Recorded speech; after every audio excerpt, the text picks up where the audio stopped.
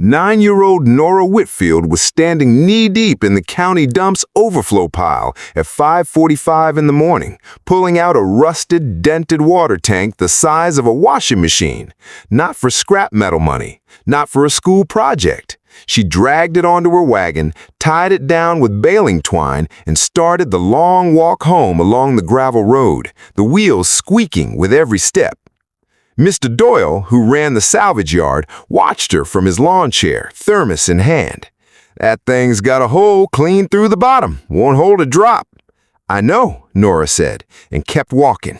She wasn't fixing tanks. Anyone standing close enough could see that. She never brought welding tools, never brought sealant, never patched a single crack. She wasn't scrapping the metal either, because the junkyard in Larkspur, Oklahoma paid good money for steel, and she never once collected on it.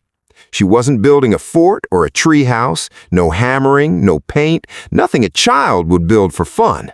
By the end of that week, she had 6 broken tanks and cisterns lined up behind her family's tool shed, and she wouldn't explain a single one of them to anybody. Her older brother, Grady, 14 and about as patient as a boiling kettle, finally cornered her by the goat pen. "People are talking, you know. Mrs. Abernathy told Mom you've been digging through the Pratt's trash again."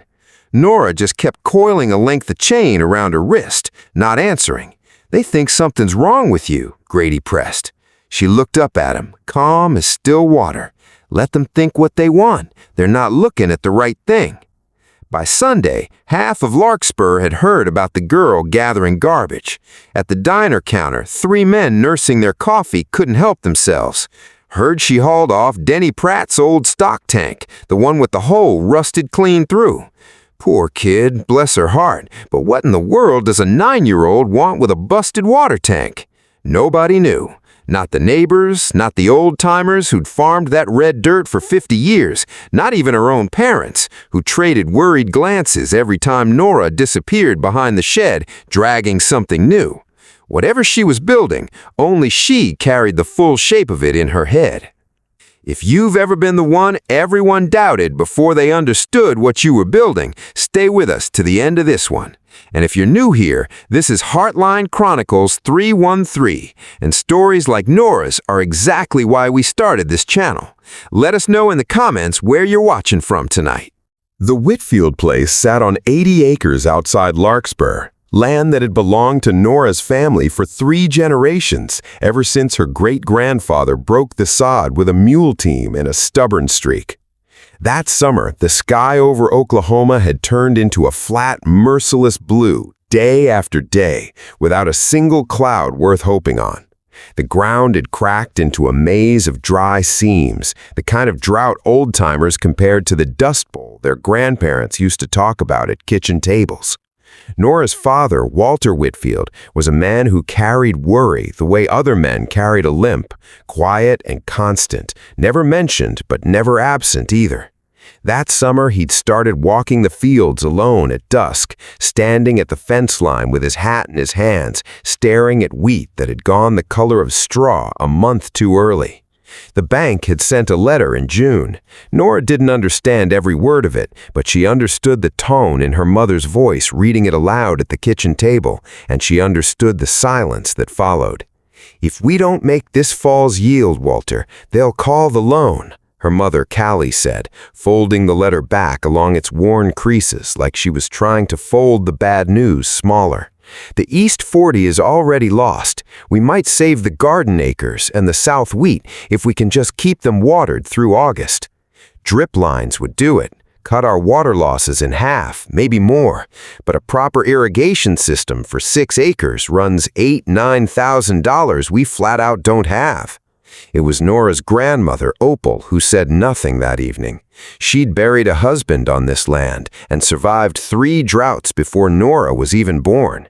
She just sat with her hands folded, her eyes drifting toward the window, toward the shed, toward wherever her granddaughter had wandered off to with dirt already under her fingernails. Because Grandma Opal had noticed something nobody else had bothered to notice. Nora wasn't hiding behind that shed to avoid her chores. She was working like her life depended on it, and in a way that only a child could fully believe, it did. It had all started 3 weeks earlier on an ordinary Wednesday morning when Nora had been sent out to fill the chicken troughs. She'd noticed a strange patch of grass near the old windmill at the edge of the garden, a small, stubborn ring of green in a yard that had turned the color of toast everywhere else. She knelt down and found it, a hairline crack in an old buried pipe, so narrow it barely wept water, one slow drop at a time into the soil. Nobody had ever bothered to look. Fixing it because it seemed too small to matter. But that grass around the leak was thick and dark, almost defiant, growing in dirt that should have killed it weeks ago. Everywhere else, the sprinklers threw wide silver arcs into the blazing air, and half of it evaporated before it ever touched the ground, and the rest ran off across the hardpan and vanished into the cracks. But here, at this one overlooked leak, the water went exactly where it was needed, and stayed. She didn't tell a soul. She just started watching. She watched how her mother watered the porch flowers, fast and generous and gone in seconds, most of it running straight off the clay pots. She watched the barn cat drink from a slow drip under the water trough instead of the wide puddle beside it, and she wondered if even the animals somehow knew what people didn't. She asked her grandmother a question one evening that made Opal set her knitting down in her lap. "Grandma, why does the grass by that old leaky pipe look so much better than everywhere else, even though it barely gets any water at all?" Opal was quiet for a moment. "Because a sprinkler waters the sky, sweetheart. That leak waters the roots. There's a world of difference between the two." That single sentence rearranged something in Nora's mind and never quite settled back into place.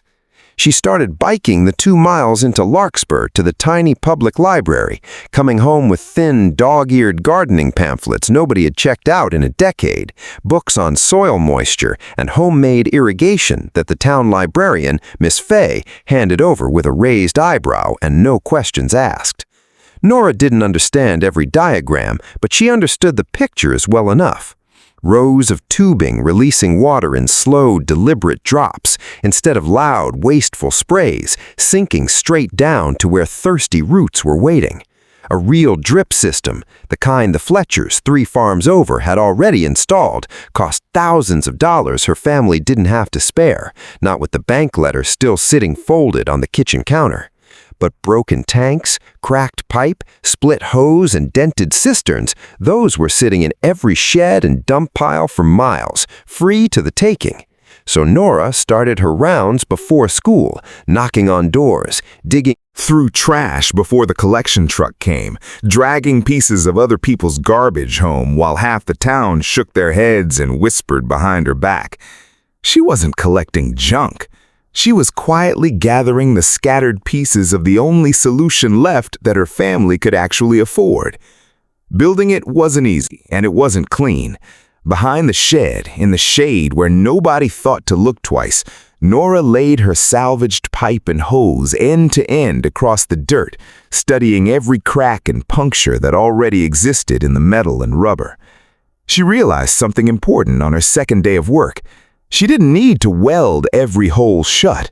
She needed some holes, small and evenly spaced, so water could weep out slowly along each row instead of gushing uselessly in one place. She used a nail heated red over a camp stove to carefully widen a few of the smaller natural cracks into tiny, even openings.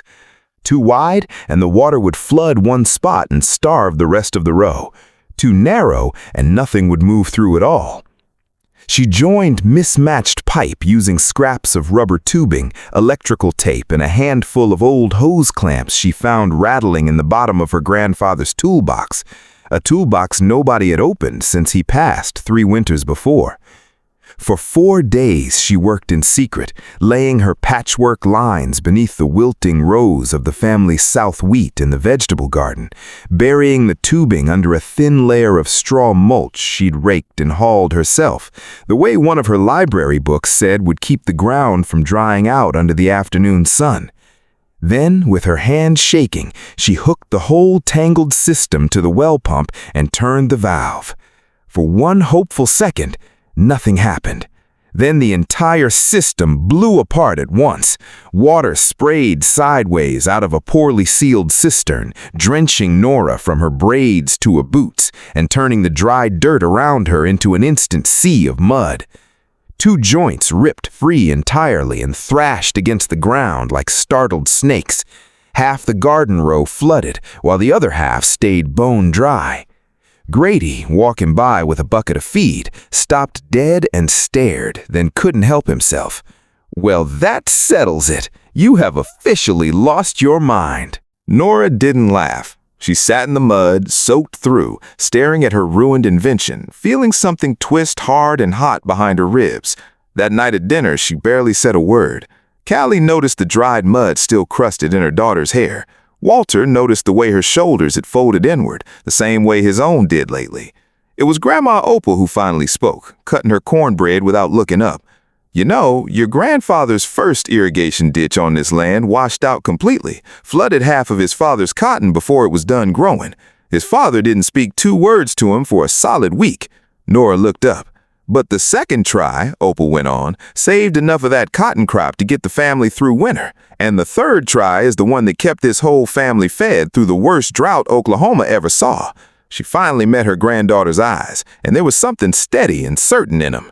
"Whatever it is you're building back there, girl, you don't quit because it broke once. You quit when you stop trying to fix it." Nobody at that table asked what she was building, but for the first time all week, nobody laughed either. The second attempt held together longer, but it still wasn't right. Nora tightened the joint that had burst first, wrapping it in layer after layer of old bicycle tubing and securing it with wires she bent by hand until her fingers blistered. She spaced her drip holes more evenly, testing the flow by feel, adjusting wherever the water ran too fast or too slow.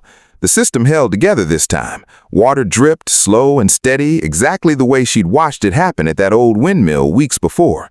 But 3 of her connector joints, cobbled together from mismatched pipe sizes, still leaked at the seams, wasting nearly as much water as the whole system was meant to save. That night, sitting alone behind the shed in the dark, she almost let it go. She thought about every whisper at the diner, every worried look her parents traded, and wondered if maybe the whole town had been right about her from the start. Then she thought of that thin ring of green grass by the windmill, water finding exactly where it needed to go, wasting nothing. She went back through her stack of library pamphlets one more time and found a diagram she'd skimmed past twice before, showing how mismatched pipe could be joined using short lengths of rigid tubing as internal sleeves, gripped tight by hose clamps instead of wire or tape. She didn't have enough clamps of her own, but her grandfather's toolbox, it turned out, still had 7 left over from some tractor repair decades gone. It took her 5 more days of scraped knuckles and dirt under her nails. When she finally turned the valve a 3rd time, the water moved the full length of the buried line in a slow, quiet hiss. No bursts, no flooding, just a patient, steady drip, sinking straight down through the mulch to the roots that had been waiting all summer for exactly that. Over the following 2 weeks, something happened on the Whitfield farm that nobody could quite explain. While the rest of the county's crops kept curling and browning under the relentless Oklahoma sun, the buried rows behind Nora's shed began to change. The wheat stalks that had gone pale and thin started to thicken and green again. The garden beds stayed cool and dark beneath their layer of straw, even at 3 in the afternoon, while just a few feet away, untouched soil had cracked into hard, pale plates. Tomatoes that had stalled out small and stunted began to swell heavy on the vine. One evening, Walter walked the rows himself, running his thumb across a wheat head, feeling its weight, its fullness. He knelt down and pressed his palm flat against the buried soil and felt the coolness still there, hours after the heat of the day. "Callie," he called out, his voice cracking in a way it hadn't in months. "Come look at this." She did, and for a long moment, neither one of them said a single word. Word travels fast in a small farming town, especially when nobody can explain it. Over the following weeks, a few curious neighbors wandered by the fence line to see the strange green rows for themselves. Mr. Doyle stood shaking his head at wheat thriving in ground that should have failed weeks earlier. Mrs. Abernathy murmured that she'd never seen anything quite like it in 40 years on that road. But most of the county held back their judgment. Plenty of farmers had seen one lucky row before. A real verdict, everyone quietly agreed, would only come at harvest. So when harvest day finally arrived, nearly half of Larkspur showed up along the fence to watch, arms crossed, some skeptical, some simply curious, none of them quite ready to believe what they were about to see. Walter backed the truck up to the first row himself, and Nora and Grady began loading crates side by side, working in a silence that had nothing left to prove and everything to celebrate. What came off that ground silenced the whole fence line, crate after crate of full golden wheat heads heavier than anything harvested from the untouched fields beside them. Tomatoes and squash pulled from cool, dark soil that had stayed damp under a sky that hadn't given them rain in nearly 6 weeks. By the time the truck bed was loaded, it held enough to satisfy the bank's fall requirement with room to spare. More, Walter admitted quietly, than he'd pulled from that acreage in the 2 good years before the drought ever started. Mr. Doyle, the man who'd told her that old tank wouldn't hold a drop, stood at the edge of the row with his hands on his hips, watching crate after crate roll by. "I don't understand it," he finally admitted. "I let that girl haul off my junk because I figured it was worthless, and now look at what came out of it." Mrs. Abernathy, who'd whispered about Nora at church more than once that summer, stood beside him staring at the loaded truck in open disbelief. "How does something broken end up doing all this?" she asked, not really expecting an answer. Nora, mud still dried under her fingernails, finally spoke, her voice steady in a way that surprised even her own mother. "A sprinkler waters the sky," she said, echoing her grandmother's words from weeks before. "This waters the roots. Some of the holes were already there. I just decided where the water should go instead of letting it go everywhere and waste itself." Nobody laughed this time. In the days that followed, half the county walked through the Whitfield place to see the system up close. Old Denny Pratt, whose split stock tank had become part of the very first working line, asked if Nora would help him rig something similar for his own dying orchard. Mrs. Abernathy came too, not to whisper this time, but to ask real questions with a notebook in hand, wanting to know exactly how the holes were spaced and how deep the mulch needed to sit. Even Grady, who teased her hardest of anyone, spent an entire Saturday laying line along the last untouched row beside her, quietly proud in a way he never once said out loud. That evening, once the truck had pulled away toward the co-op and the crowd along the fence had thinned to nothing, Nora sat on the porch steps beside her grandmother, watching the sun drop low and orange over rows of green that shouldn't have survived a summer that dry. "You know what the real lesson in all this is, don't you?" Opal asked, her voice soft with the kind of tired that comes from a good day's work. Nora shook her head. "It was never really about the tanks or the hose," her grandmother said. "Anybody in this county could have hauled that trash home. It's about noticing what everybody else has already walked past 100 times. It's about trying something, watching it fall apart, and trying again instead of walking away and calling it impossible. That's not luck, sweetheart. That's the only thing that has ever built anything worth keeping, on this farm or anywhere else."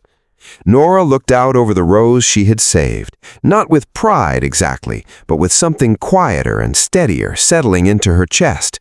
The understanding that the thing everyone around her had laughed at all summer had never really been junk at all. It had simply been waiting for somebody patient enough and stubborn enough to see what it could still become.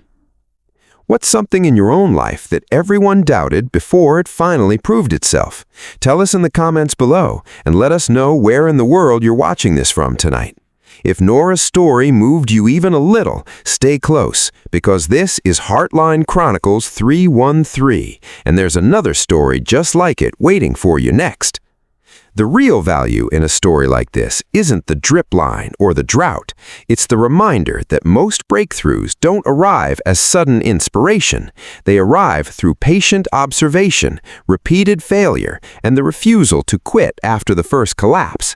It teaches that resourcefulness often matters more than resources, and that the people who change their circumstances are usually the ones willing to look closely at what everyone else has already stopped seeing.